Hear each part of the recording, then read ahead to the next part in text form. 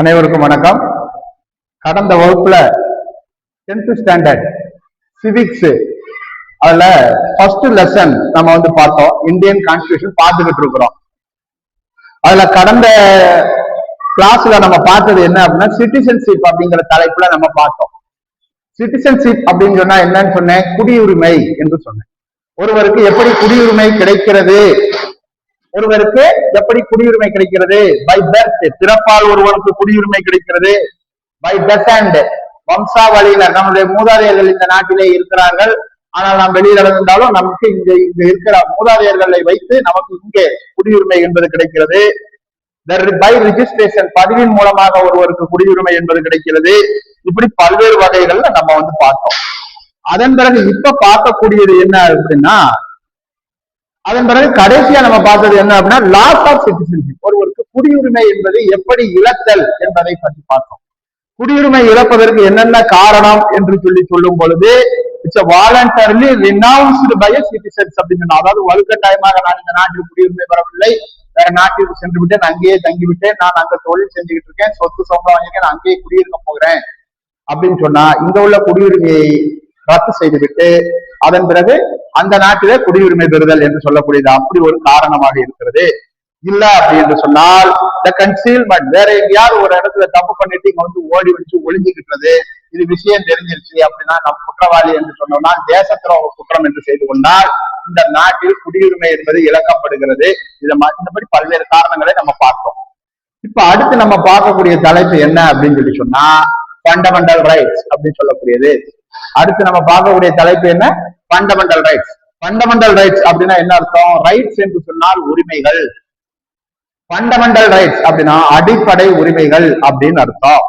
இந்த fundamental rights அப்படின்னு சொல்லக்கூடியது என்ன அப்படின்னா இந்த இந்தியன் கான்ஸ்டிடியூஷன் பார்ட் 3ல, இந்தியன் கான்ஸ்டிடியூஷன் பார்ட் 3ல, அதாவது பார்ட் 3 இதுல ஆர்டிகல் அப்படின்னு சொல்லுவாங்க. ஆர்டிகல்ஸ் அப்படின்னா விதி அப்படின்னு அர்த்தம், ரூல்ஸ் அப்படின்னு சொல்றோம்ல.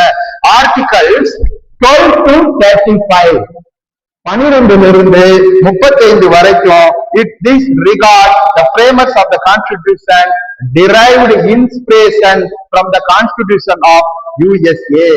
அதாவது 12 35 வரைக்கும் இந்திய அரசியலமைப்பு சட்டம் பகுதி 3 விதி 12 to 35 வரைக்கும் என்ன சொல்லுகிறது என்று சொன்னால் it's inspiration from constitution of USA, united states of America அப்படின்னு சொல்லக்கூடியது. அமெரிக்காவில இருந்து இருக்கக்கூடிய அடிப்படை உரிமைகள் என்று சொல்றோம் பார்த்தீங்களா, அந்த அடிப்படை உரிமைகளை நாம் என்ன செய்திருக்கிறோம், இங்கே எடுத்திருக்கிறோம். So originally the constitution provided for even fundamental rights, அதாவது அடிப்படை உரிமைகள் என்று சொல்கிறோம் பார்த்தீர்களா, இந்த அடிப்படை உரிமைகள் என்று சொல்லக்கூடிய இந்த ஃபண்டமெண்டல் ரைட்ஸ், அடிப்படை உரிமைகள் என்று சொல்லக்கூடியதோ நம்மளுடைய அரசியலமைப்பு சட்டத்தில் இருக்கக்கூடியது. இந்த உரிமையை அதாவது அமெரிக்க அரசியலமைப்பு சட்டத்திலிருந்து நாம் எடுத்திருக்கிறோம். At present there are only 6 fundamental rights. இன்னைக்கு இருக்கக்கூடிய சூழ்நிலையில நமக்கு இந்திய அரசியலமைப்பு சட்டத்திலே 6 அடிப்படை உரிமைகள் என்று சொல்லக்கூடியது இருக்கிறது. Part 3 of the constitution is rightly described as the Magna Carta of India. Magna Carta ஒப்பந்தம் என்று சொல்வார்கள். ஐரோப்பிய வரலாறுல இந்த வாசகம் வரும். 2 ஐரோப்பிய நாடுகளுக்கிடையே மாக்னா கார்ட்டா ஒப்பந்தம் என்று நடைபெற்றதாக சொல்லப்படும். அப்ப இந்த மாக்னா கார்ட்டா அப்படின்னு சொல்லக்கூடிய ஒரு இந்தியாவினுடைய மாக்னா கார்ட்டா என்று பெருமையாக சொல்லுகிறார்கள். While fundamental rights are available to all persons, அனைத்து நபர்களுக்கும் அனைத்து மக்களுக்கும் என்ன செய்யப்படுகிறது, அடிப்படை உரிமை என்று சொல்லக்கூடியது கொடுக்கப்படுகிறது. Certain fundamental rights are valuable, available only to Indian citizens. இந்திய குடிமகனாக இருக்கக்கூடியவனுக்கு சில அடிப்படை உரிமைகள் என்று சொல்லக்கூடியவை கிடைக்கக்கூடியதாக இருக்கிறது. இது அடிப்படை உரிமைகள் என்று சொல்லக்கூடியது. அடுத்து right to constitutional remedies, article 32. Article 32 என்ன சொல்லுது அப்படின்னு சொன்னால் நல்லா கவனிங்க. ஆர்டிகல் 32 இந்திய அரசியலமைப்பு சட்டம் விதி 32ல இந்திய அரசியலமைப்பு சட்டத்திலே என்ன சொல்லுகிறது, a writ is an order or command issued by the court in writing under its seal. அதாவது ரிட் பெட்டிஷன் அப்படின்னு சொல்லுவாங்க. ரிட் என்றால் பேராணை, ரிட் என்று சொன்னால் பேராணை. நீதிமன்றத்தின் மூலமாக, நீதிமன்றம் ஒருவருக்கு சில ஆணைகளை பிறப்பித்திருக்கு. நீதிமன்றத்தின் மூலம் சில ஆணைகள் வாங்குவதற்கு அதிகாரம் இருக்கிறது இந்திய குடிமகனுக்கு. It is in the nature of a command or prohibition from the performing certain acts that are specified in the orders of this court. நீதிமன்றத்தின் மூலமாக சில குறிப்பிட்ட தடை ஆணைகளை ஒருவர் பெற முடியும் அப்படின்னு சொல்லப்படுகிறது இந்த விதியில. Both the Supreme Court and the High Courts are empowered to issue the 5 kinds of writs. உயர் நீதிமன்றம் மற்றும் உச்ச நீதிமன்றம். ஹைகோர்ட்ல என்னது? உயர் நீதிமன்றம், ஹைகோர்ட். இன்னொன்னு சுப்ரீம் கோர்ட். சுப்ரீம் கோர்ட் என்று சொன்னால் உச்ச நீதிமன்றம் என்று சொல்லப்படுகிறது. இது ஒவ்வொரு மாநிலத்திலையும் இருக்கிறது. இதெல்லாம் ஒவ்வொரு மாநிலத்திலையும் இருக்கிறது. இது இந்தியாவில டெல்லியில இருக்கிறது. ஹைகோர்ட், உச்ச நீதிமன்றம் என்று சொல்லக்கூடியது டெல்லியில் இருக்கிறது. அப்ப both the Supreme Court and the High Courts are empowered to issue the 5 kinds of writs. 5 வகையான பேராணைகள் என்பதை இவர்கள் கொடுக்கப்படுகிறார்கள், இந்த நீதிமன்றத்தின் மூலம் பெறலாம். That is why the Supreme Court is called the guardian of the Constitution. ஆகையினால்தான் உச்ச நீதிமன்றத்தை the guardian of the Constitution, அரசியலமைப்பினுடைய பாதுகாவலன் என்று சொல்லுகிறார்கள். என்னன்னு சொல்றாங்க? இது வந்து guardian of the Constitution அப்படின்னு சொல்றாங்க. the guardian of the Constitution அப்படின்னு சொன்னா என்ன அப்படின்னு சொன்னா அரசியலமைப்பினுடைய பாதுகாவலன் என்று சொல்லக்கூடியது. According to Dr. Ambedkar, Article 32 is the heart and soul of the Constitution. அம்பேத்கரை பொறுத்த வரைக்கும் இந்திய அரசியலமைப்பு சட்டம் விதி 32ல the heart and soul of the Constitution, அரசியல் அமைப்பினுடைய இதயம் மற்றும் ஆன்மா வந்து எது சார் அப்படின்னா ஆர்டிகல் 32 என்று அம்பேத்கரால் வர்ணிக்கப்படுகிறது. அது என்ன அம்பேத்கரால் வர்ணிக்கப்படுகிறதுன்னு செய்ய சரி என்னென்னலாம் சொல்றாங்க? அதுல ஃபர்ஸ்ட் அதுல என்னென்ன டாபிக் எல்லாம் இருக்குது? முதல்ல ஹேபியஸ் கார்பஸ் அப்படின்னு சொல்லக்கூடிய ஒரு பெட்டிஷன் ஒண்ணு இருக்கு. ஹேபியஸ் கார்பஸ் என்று சொல்லக்கூடியது ஹேபியஸ் கார்பஸ். அதன் பிறகு என்ன இருக்குது? மாண்டமஸ் என்று சொல்லக்கூடியது. அதன் பிறகு இருக்கக்கூடியது ப்ராஹிபிஷன். அதன் பிறகு இருக்கக்கூடிய தடையாணை என்று சொன்னால் அது ப்ராஹிபிஷன். இன்னொன்னு செக்யூரரி. செக்யூரரி. அடுத்தது கோ வாராண்டோ என்று சொல்லக்கூடியது. கோ வாரண்டோ என்று சொல்லக்கூடியது. இத்தனை பெட்டிஷன் இருக்கு. 1 2 3 4 5 5 வகையான ரிட் பெட்டிஷன், ஆணைகள், தடையாணை என்று சொல்லக்கூடியது இருக்கிறது. இப்ப அந்த ஒவ்வொரு தடையாணைகளை பற்றியும் நாம் ஒவ்வொன்றாக இப்பொழுது நாம் பார்க்கலாம். ஹேபியஸ் கார்பஸ் பெட்டிஷன் அப்படின்னு சொல்றாங்க. அது என்ன சார் ஹேபியஸ் கார்பஸ் பெட்டிஷன் அப்படின்னா? ஆட்கொணர்வு மனு அப்படின்னு அர்த்தம். ஹேபியஸ் கார்பஸ் பெட்டிஷன் என்னது? ஆட்கொணர்வு மனு. எப்படின்னா இப்ப ஒரு நபர் தொலைந்து போயிட்டார், காணவில்லை.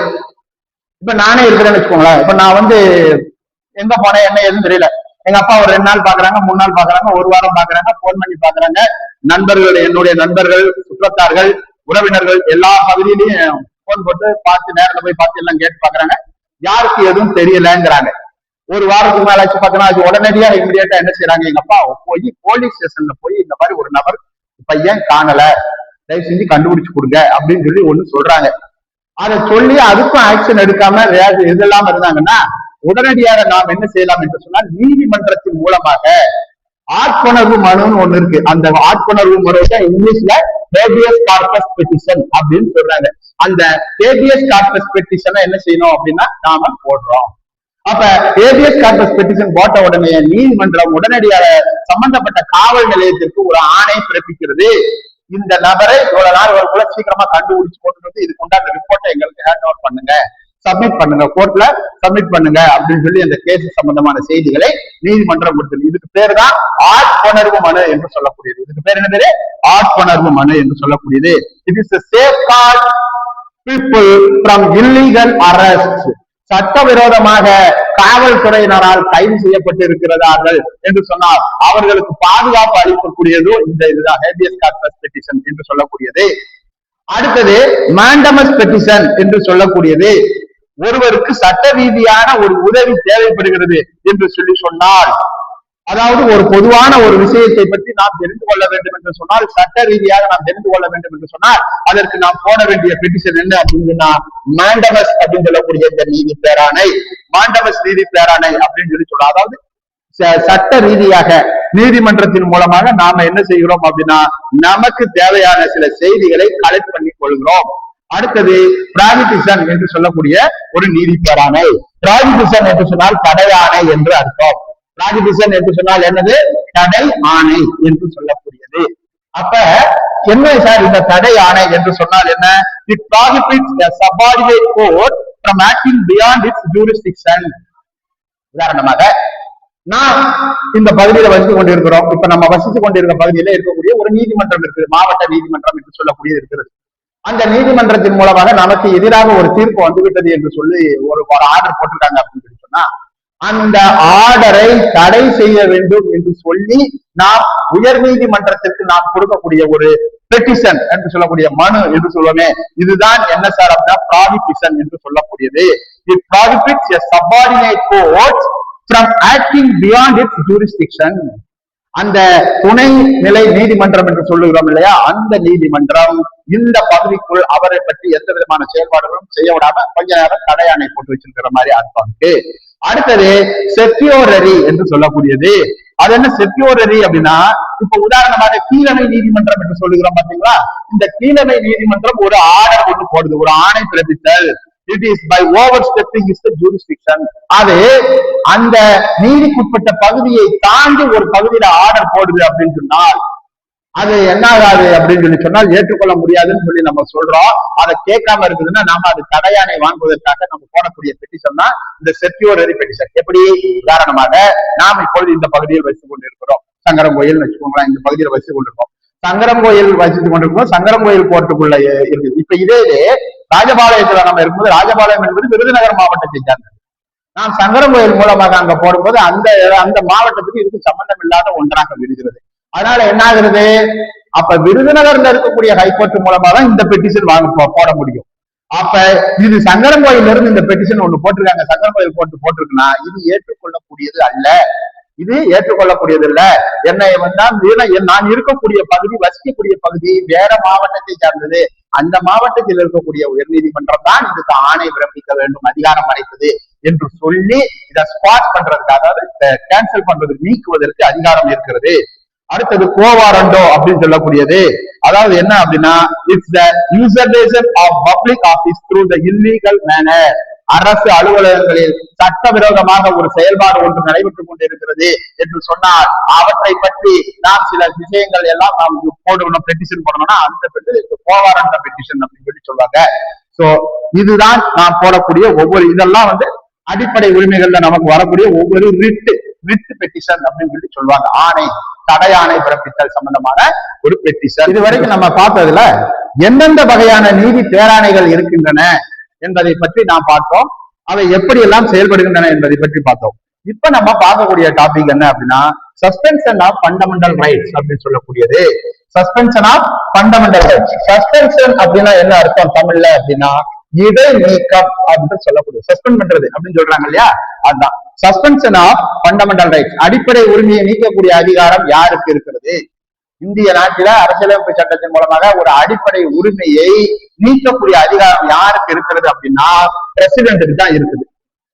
இங்க யாருக்கு இருக்குது அப்படின்னா பிரசிடென்ட்டுக்கு தான் இருக்குது. ஒரு குடிமகனினுடைய அடிப்படை உரிமை எந்த காலகட்டத்தில் அவர்கள் அந்த அடிப்படை உரிமையை நீக்குவார்கள் என்று சொன்னால், எமர்ஜென்சி பீரியட் என்று சொல்லக்கூடிய அவசர கால நடவடிக்கை. எமர்ஜென்சி பீரியட் என்று சொல்லக்கூடிய இந்த அவசர கால நடவடிக்கையில தான் என்ன செய்வாங்க அப்படின்னு சொல்லி சொன்னால் இந்த அடிப்படை உரிமைகள் என்று சொல்லக்கூடியதை நீக்குவாங்க. உதாரணமாக ரெண்டு நாட்டிற்கும் இடையே கடுமையான அளவுல போர் நடைபெறுகிறது. அப்படி போர் நடைபெற்றுக் கொண்டிருக்கும் போது ஒருவருக்கு அடிப்படை உரிமைகள் என்று சொல்லக்கூடிய விஷயங்களை நிறுத்தி வைத்து விடுவார்கள். அதுக்கு அதிகாரம் யாருக்கு இருக்கிறது என்று சொன்னால் பிரசிடென்ட்டுக்கு தான் இருக்குது. அதுக்கு அதிகாரம் யாருக்கு இருக்கு? பிரசிடென்ட்டுக்கு. When the president makes a proclamation of emergency under Article 362, இது இந்த எமர்ஜென்சி சொல்லக்கூடிய எந்த சட்டத்தில் சொல்லலாம்? ஆர்டிகல் 352 352 என்று சொல்லக்கூடிய அந்த விதிதான் அந்த ஒரு குடியுரிமையை நீக்குவது சம்பந்தமான ஒரு ஒரு அடிப்படை உரிமைகள் என்று சொல்றமே, ஒரு குடிமகனுடைய அடிப்படை உரிமையை நீக்குவது சம்பந்தமான சில செயல்பாடுகளை சொல்லுவது ஆர்டிகல் 352 என்று சொல்லக்கூடியது.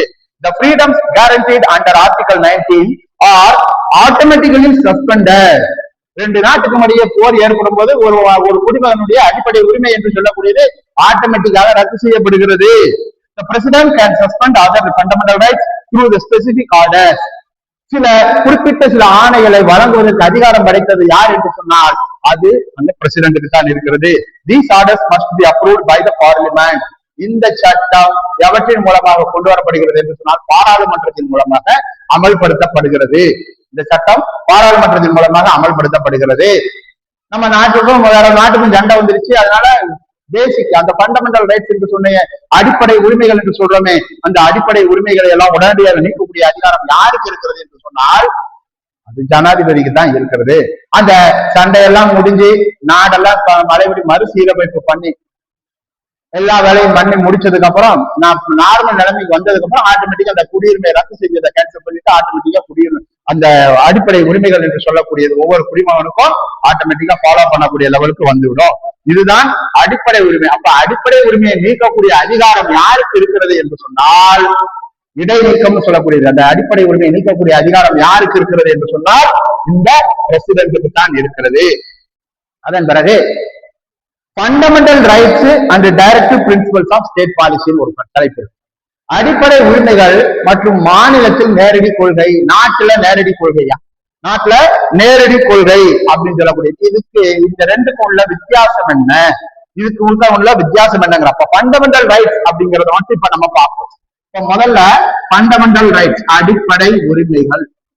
ஃபண்டமெண்டல் ரைட்ஸ் என்று சொல்லக்கூடியது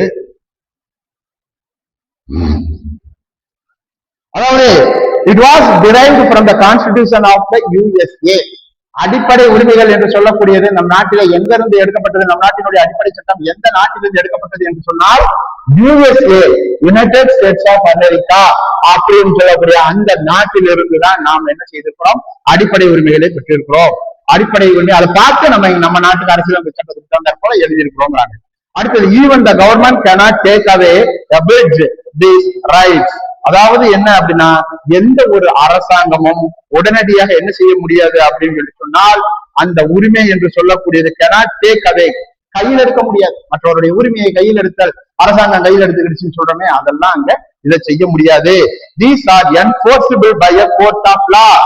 ஒருவர் மீது குற்றம் என்று சொல்லி சுமத்தி விட்டதுனால் ஒருவர் வந்து குற்றம் செய்து விட்டாரா குற்றம் செய்யவில்லையா என்பதை நிரூபணம் பண்ணி விசாரணை மூலமாக தண்டனை கொடுக்கக்கூடிய அதிகாரம் யாருக்கு இருக்கிறதுனா நீதிமன்றத்துக்கு தான் இருக்கு, அரசுக்கு அல்ல. அதே சமயத்துல these have legal sanctions.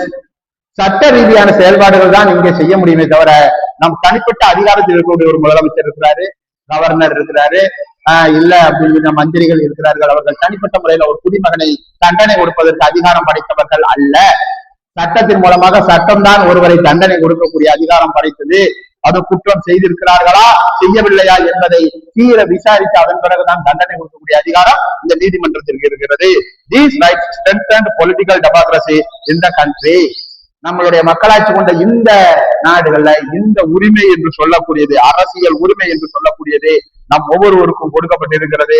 இது மிக வலிமையான ஒரு உரிமையாக கருதப்படுகிறது. அடுத்து இப்ப நம்ம பார்த்தது fundamental rights and directive principles of state policy அப்படிங்கிற ஒரு தலைப்பை பார்த்தோம். அதாவது அடிப்படை உரிமைகள் மற்றும் மாநிலத்தில இருக்கக்கூடிய நேரடி கொள்கை என்று சொல்லக்கூடியதை வந்து பார்த்தோம். இப்ப என்னென்ன வகையான உரிமைகள் இருக்கிறது அப்படிங்கிறத வந்து இப்ப நம்ம பார்க்க போறோம். இதுல என்னென்ன வகையான உரிமைகள் இருக்கிறதுனா மொத்தம் 6 வகையான உரிமைகள் இருக்கிறது. ஒண்ணு ரைட் டு ஈக்குவாலிட்டி அப்படின்னு சொல்லக்கூடியது. முதல் ஒண்ணு என்ன சார் சொல்றாங்க அப்படின்னு சொல்லி சொன்னால் right to equality. Right to equality.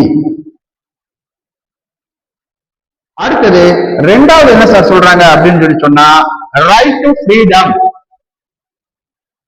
Right to freedom என்று சொல்லக்கூடியது. அடுத்து மூணாவது ரைட் அகைன்ஸ்ட் எக்ஸ்பிளாய்டேஷன் அப்படின்னு சொல்லக்கூடியது. Right against exploitation. Right against exploitation என்று சொல்லக்கூடியது. அடுத்து நாலாவது என்ன சார் சொல்றாங்க அப்படின்னா right to religion. Right to religion, RELIGION, right to religion. அடுத்தது கல்ச்சுரல் அண்ட் எஜுகேஷனல் ரைட்ஸ் அப்படின்னு சொல்லக்கூடியது. Cultural and educational right, cultural and educational rights என்று சொல்லக்கூடியது. ஆறாவது என்ன சொல்றாங்க right to constitutional remedy. Right to constitutional remedy.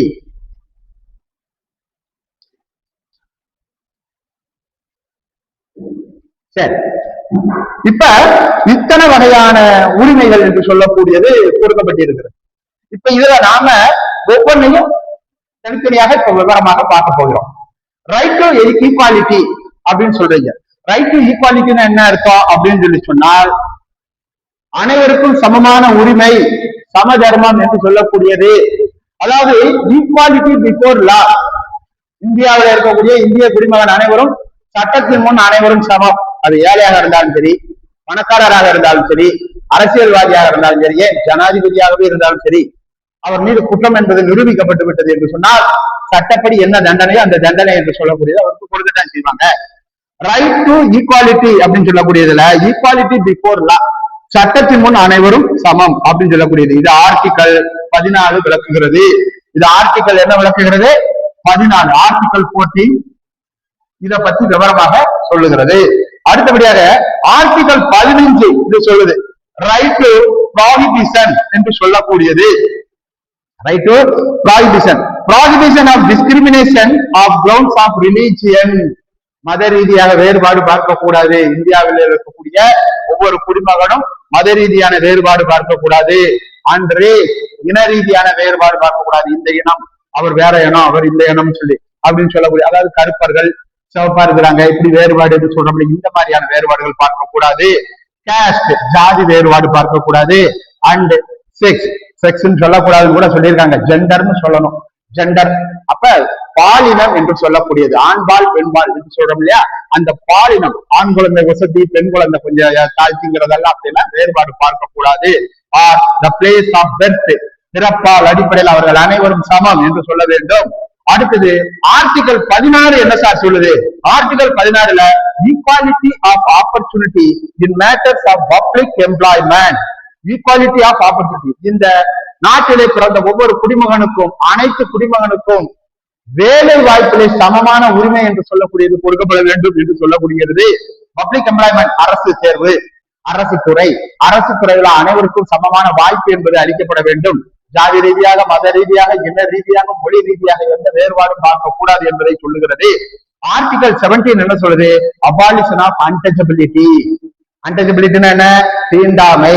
அப்ப தீண்டாமை என்பதை நாம் என்ன செய்யணும்? ஒழிக்க வேண்டும். அபாலிஷன் யூஸ் பண்ணக்கூடாது. தீண்டாமை என்று சொல்லக்கூடியதை நாம் என்ன செய்யக்கூடாது? பின்பற்றக்கூடாது என்று சொல்லுகிறது.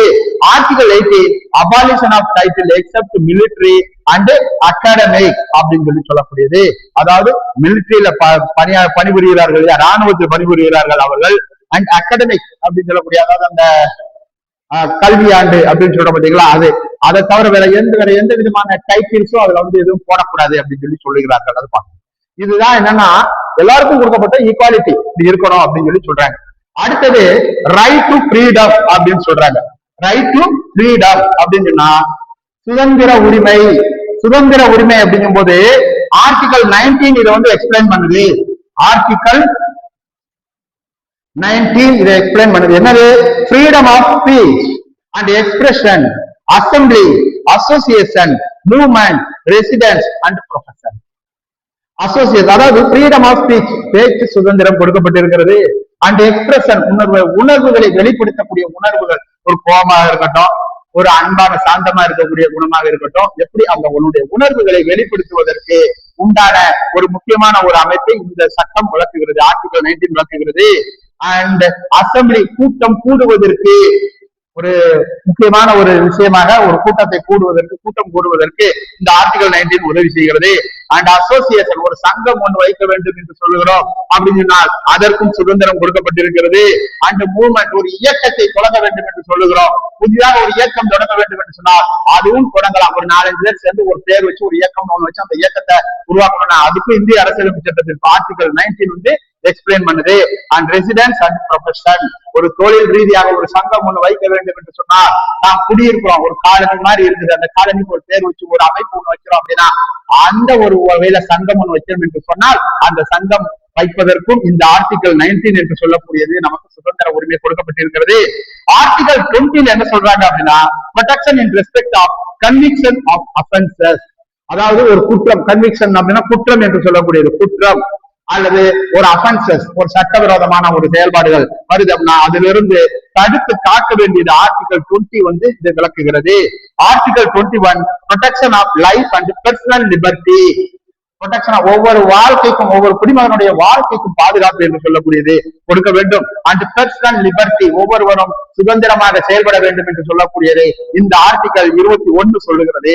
அதே ஆர்டிகல் 21ல ஏ அப்படின்னு ஒரு பார்ட் இருக்கு. அது என்ன சார் சொல்லுது?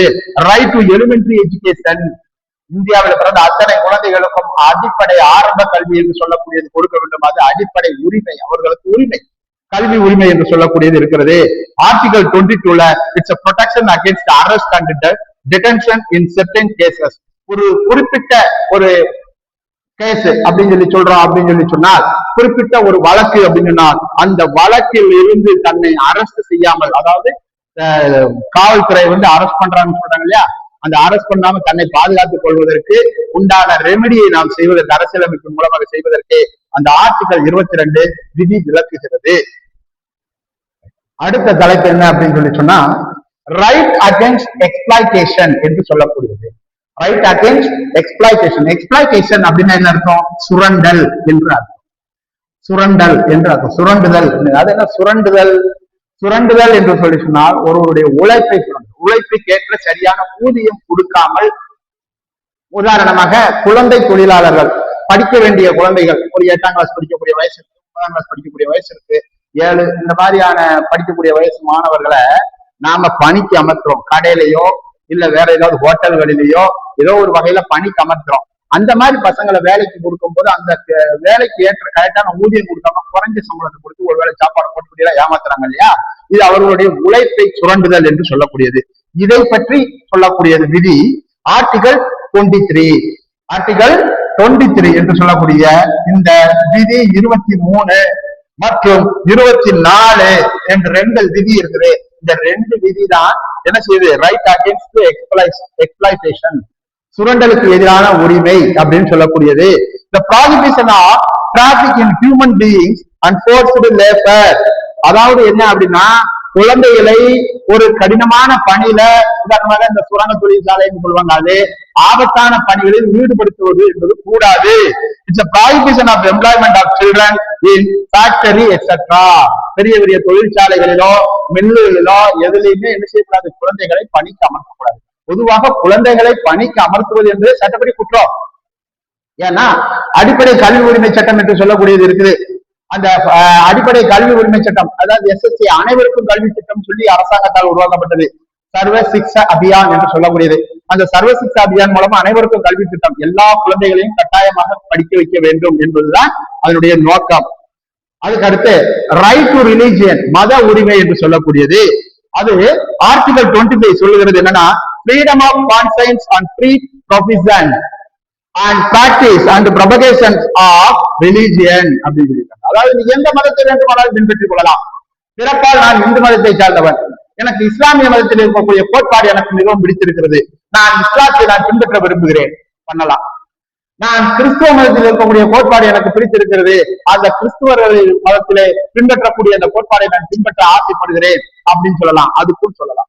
நான் கிறிஸ்துவ மதத்திற்கே கன்வெர்ட் ஆயிட்டேன், என் பேரை நான் மாத்திக்கிறேன் அப்படின்னு சொல்லி சொல்றீங்க. என் பேர் வந்து ராம் அப்படின்னு இருக்கிறது, இப்பொழுது நான் ராம்ங்கிற பேரை நான் ராபர்ட்னு நான் மாத்த போறேன், அதுக்கும் ஓகே, அனுமதி கொடுக்கப்பட்டிருக்கிறது. நீ எந்த மதத்தை வேண்டுமானாலும் உனக்கு பிடித்த மதத்தை பின்பற்றிக் கொள்ளலாம் அப்படின்னு சொல்றது ஆர்டிகல் 25 இதை பற்றி விளக்கம் சொல்லுகிறது. ஆர்டிகல் 26ல freedom of manage religious affairs அப்படின்னு சொல்லப்படுகிறது. மேனேஜ் ரிலீஜியஸ் அஃபேர்ஸ் அப்படின்னா எந்த மதத்தை வேண்டுமானாலும் நீ என்ன செய்து கொள்ளலாம் அப்படின்னு சொன்னா ஒரு நிர்வாகம். இப்ப உதாரணமாக நான் இருக்கிறேன், நான் கிறிஸ்துவ மதத்திலே நான் ஒரு ஃபாதராக இருந்து அந்த கிறிஸ்துவ மதத்தை சம்பந்தமான சில செய்திகளை நல்ல போதனைகளை மக்களுக்கு சொல்லுகிறேன். இல்ல இந்து மதத்திலே இருக்கிறேன், இந்து மதத்திலே இருக்கக்கூடிய சில நல்ல போதனைகளை மக்களுக்கு எடுத்து சொல்லி இந்து மதத்தை பத்தி சொல்றேன் பரவாயில்ல, இந்த மாதிரியான ஒரு பணியில நான் ஈடுபடலாம். ஆர்டிகல் 27 என்ன சொல்லுது அப்படின்னா freedom from payment of taxes of promotion of any religion. எந்த ஒரு மதமாக இருந்தாலும் சரி, ஒரு சில மதங்கள் என்று சொல்லக்கூடிய மதத்தின் மத குருமார்களுக்கோ இவங்களுக்கெல்லாம் அவர்களுக்கு ஒரு வருமானம் என்று சொல்லக்கூடியது வந்தாலும் அந்த வருமானத்திலிருந்து அவர்களுக்கு வரி விலக்கு என்று சொல்லக்கூடியது அளிக்கப்படுகிறது. Article 28 freedom from attending the religious instruction or worship in certain educational institution. இந்திய அரசியலமைப்பு சட்டம் விதி 28 என்ன சொல்லுது அப்படின்னா it's religious instruction or worship. Religious instruction ஒரு சில ஒவ்வொரு மதமும் ஒவ்வொரு கோட்பாடுகளை கொண்டதா இருக்கிறது. அந்த ஒவ்வொரு மதமும் கோட்பாடுகளை கொண்டதா இருக்கிறது. நீ கடவுளை வணங்கக்கூடிய முறை, கிறிஸ்துவ மதம் என்று சொல்லும் போது ஞாயிற்றுக்கிழமை சர்ச்சுக்கு போறாங்க, போட்டு சூட்டு போயிட்டு இருப்பாங்க, பேண்ட் ஷர்ட் போட்டு போவாங்க. உள்ளுக்குள்ள சர்ச்சுக்குள்ள பாத்தீங்கன்னா சேர் டேபிள் எல்லாம் போட்டுருப்பாங்க, பெஞ்சில தான் உட்காந்து எல்லாம் ஜபம் பண்றதல் என்று சொல்லுவாங்க, அதெல்லாம் செய்வாங்க. இப்ப இஸ்லாமியர்கள் நண்பர்கள் எடுத்துக்கிட்டோம் அப்படின்னா அவங்க கீழே விரிச்சு மண்டி விட்டு தொழுக செய்வாங்க. இந்த மாதிரியான சில இதெல்லாம் செய்யுது. And what's in certain educational institution. அதே சமயத்துல அந்தந்த மதத்தை சார்ந்தவர்கள் கல்வி கல்வி நிலையம் என்று சொல்லக்கூடிய ஒரு அமைப்பை உருவாக்குவதற்கும் அவர்களுக்கு உரிமை இங்க கொடுக்கப்பட்டிருக்கிறது. அதுக்கப்புறம் பார்க்கக்கூடிய டாபிக் என்னன்னா கல்ச்சுரல் அண்ட் எஜுகேஷனல் ரைட்ஸ் என்று சொல்லக்கூடியது. Cultural and educational rights. கல்ச்சுரல்னா என்ன? பண்பாடு, நாகரிகம். அண்ட் எஜுகேஷனல் ரைட்ஸ் அப்படின்னு சொல்லி சொன்னால் அதாவது கல்வி உரிமை என்று சொல்லக்கூடியது. இது ஆர்டிகல் 29 ஆர்டிகல் 30 இந்த ரெண்டு விதி இந்திய அரசியலமைப்பு சட்டத்துல ஆர்டிகல் 29 ஆர்டிகல் விதி 30 என்று சொல்லக்கூடியது இந்த கல்ச்சுரல் அண்ட் எஜுகேஷனல் ரைட்ஸ் பத்தி சொல்லுகிறது. It's protection of language, it's protection of language, script and cultural of minorities. இந்த கல்ச்சுரல் ஆஃப் மைனாரிட்டிஸ் என்று சொல்லக்கூடியது அதாவது ஒரு மொழிக்கு பாதுகாப்பு கொடுக்கிறது என்று சொல்லக்கூடியது இந்த இந்திய அரசியலமைப்பு சட்டம் விதி 29 அதை பின்பற்றுகிறது, அதை செய்கிறது. ஸ்கிரிப்ட் எழுதுறார், ஒரு மொழியில நம்ம எழுதுறோம், அந்த மொழியை அங்கீகரிக்கப்பட்ட மொழியிலாக இருக்கக்கூடியதாக இருந்தது. மொழியை அங்கீகரிக்கிறதுக்கு இது பயன்படுகிறது. அந்த right of minorities to establish and administer educational institution. அதாவது இந்த மைனாரிட்டி என்று சொல்லக்கூடிய அதாவது குறைந்த அளவிலே இருக்கக்கூடிய மக்கள் தொகை கொண்ட இருக்கக்கூடிய அவர்கள் to establish and administer the educational institution. ஒரு கல்வி நிறுவனத்தை நிர்வகிக்கிறதுக்கும் அவர்களுக்கு உரிமை என்பது கொடுக்கப்பட்டிருக்கிறது. இது கல்ச்சுரல் அதாவது பண்பாடு மற்றும் எஜுகேஷனல் ரைட்ஸ் கல்வி உரிமைகள்ல இது வரக்கூடியது. அடுத்தது ரைட் டு கான்ஸ்டிடியூஷனல் ரெமிடிஸ் அப்படிங்கிறக்கூடியது அரசியலமைப்பின் மூலமாக தீர்வு காணக்கூடிய உரிமை. இது ஆர்டிகல் 32 சொல்லுகிறது. ஆர்டிகல் என்ன சொல்லுது? 32 என்று சொல்லக்கூடியது ரைட் டு கான்ஸ்டிடியூஷனல் ரெமிடிஸ் அரசியலமைப்பின் மூலம் தீர்வு காணுதல். It allows the individuals to seek redressal for the violation of their fundamental rights. அடிப்படை உரிமை மீறப்பட்டு விட்டது என்று சொன்னால் அங்கே அரசியலமைப்பின் மூலமாக ஒரு நீதிமன்றத்தின் மூலமாக தன்னுடைய அடிப்படை உரிமையை நிலைநாட்டுவதற்கு நமக்கு முழு உரிமை என்பது கொடுக்கப்பட்டிருக்கிறது. கடைசியா ஒரு அமைப்பு சொல்லியிருக்காங்க ஆர்டிகல் 31 சொல்லுது ரைட் டு ப்ராப்பர்ட்டி சொத்து உரிமை was deleted from the list of fundamental rights. அடிப்படை உரிமைகளில் இருந்து சொத்து உரிமை என்று சொல்லக்கூடியது நீக்கப்பட்டது by the 44th Amendment Act. அமெண்ட்மெண்ட்னா ஏற்கனவே நான் சொல்லியிருக்கேன் திருத்தம். 44வது திருத்த சட்டம் 1978 44th Amendment என்று சொல்லக்கூடியது 44th Amendment. So it is the legal right under Article 300A in Part 12 of the Constitution. அதாவது சொத்துரிமையை பற்றி விவரமாக சொல்லக்கூடிய ஒரு ஆர்டிகல் அமைப்பு என்று சொன்னால் அது ஆர்டிகல் 300A and Part 12ல சொல்லப்பட்டிருக்கிறது. இதுக்கு அடுத்தபடியாக the directive principles of state policy மாநிலத்தில் நேரடி கொள்கை என்று சொல்லக்கூடிய தலைப்பு. இந்த தலைப்பை நாம் அடுத்த வகுப்புல பார்க்கலாம். இதுவரைக்கும் நடத்தின இந்த தலைப்புகள்ல ஏதாவது சந்தேகம் இருந்தா மாணவர்கள் கமெண்ட்ல எனக்கு சொல்லலாம்.